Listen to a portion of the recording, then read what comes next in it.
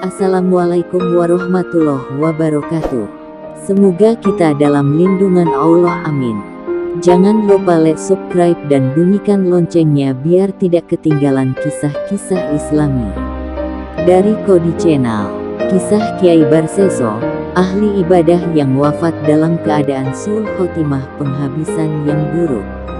Kisah Barseso ini cukup terkenal di kalangan umat muslim Indonesia, khususnya kalangan pesantren. Barseso diceritakan semula adalah seorang alim. Ia ahli ibadah yang tidak pernah meninggalkan perintah Tuhan. Selama 70 tahun bagaimana kisahnya, tonton sampai habis biar tidak salah faham. Bismillahirrohmanirrohim. Dalam kitab Bidayah wa Nihayah Juz 2, Ibnu Abbas radhiyallahu anhu menceritakan, ada seorang ahli zuhud bernama Barseso.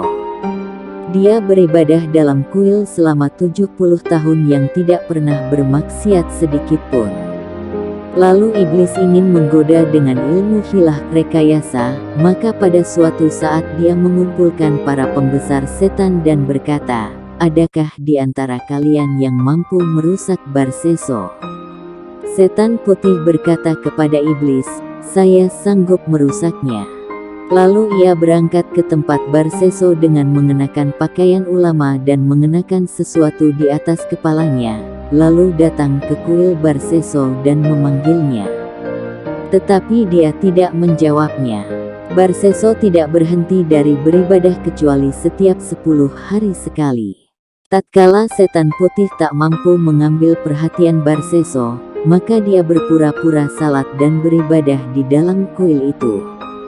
Maka setelah Barseso selesai dari salat dan ibadahnya, dan ingin beranjak keluar, dia melihat setan putih itu tampil seperti ulama yang sedang salat dan beribadah dengan bentuk yang sangat bagus.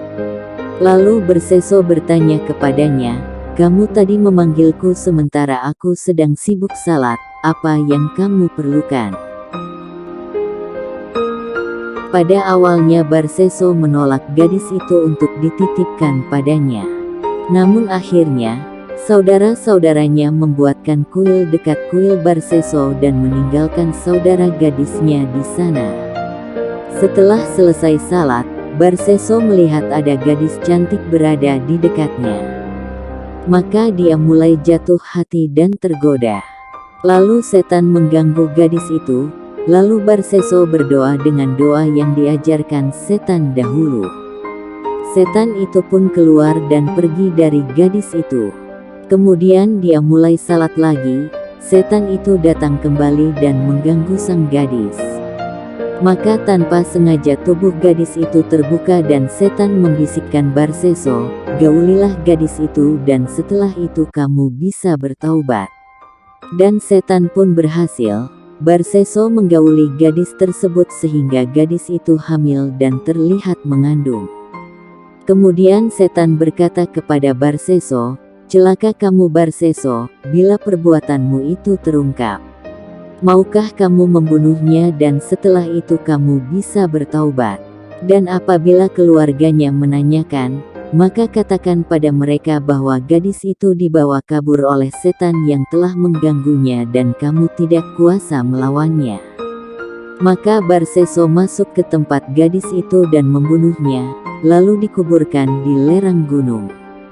Pada saat Barseso mengubur gadis itu, setan datang dan menarik ujung pakaian gadis itu sehingga tidak tertimbun tanah dan nampak. Kemudian Barseso kembali ke kuil dan beribadah. Tiba-tiba ketiga saudara gadis itu datang untuk menjenguk adik mereka. Mereka menanyakan keadaannya, wahai Barseso, apa yang telah kamu lakukan terhadap adik kami? Dia menjawab, setan datang dan aku tidak mampu melawannya. Maka mereka percaya dan pulang. Pada saat malam hari dalam suasana duka, setan datang dalam mimpi saudara gadis itu yang paling besar dan memberitahukan kejadian yang menimpa adiknya. Namun, orang tersebut tidak mempercayai mimpi itu dan meyakininya berasal dari setan.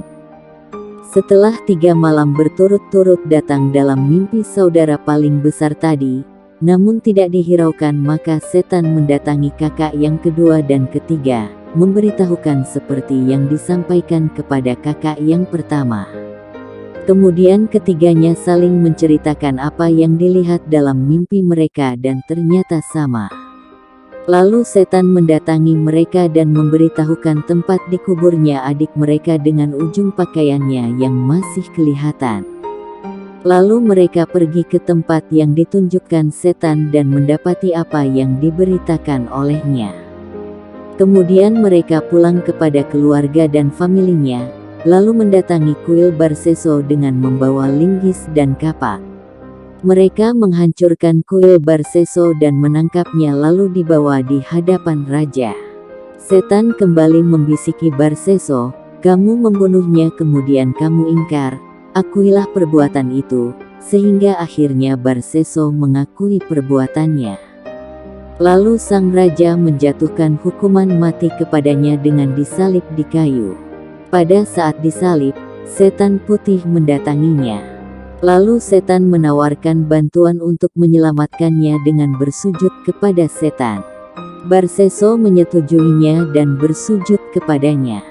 Setelah itu setan pun meninggalkannya dan berujar, "Wahai Barseso, inilah yang saya kehendaki darimu. Akhirnya kamu mengikutiku dan kafir terhadap Tuhanmu.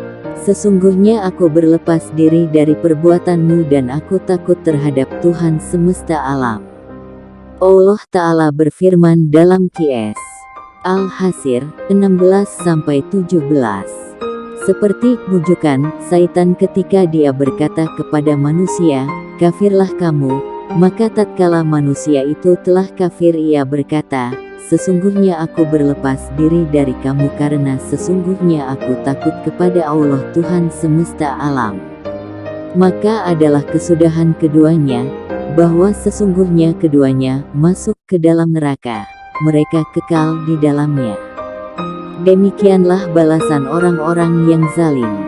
Diringkas dari Masyaibul Insan min Makaid Syaitan oleh Syekh Al-Maqdisi Al-Hanafi, Imam Tabari menyebutkan kisah Barseso ini dalam tafsirnya Qs. Al-Hasr 16-17 dari jalur Ibnu Mas'ud.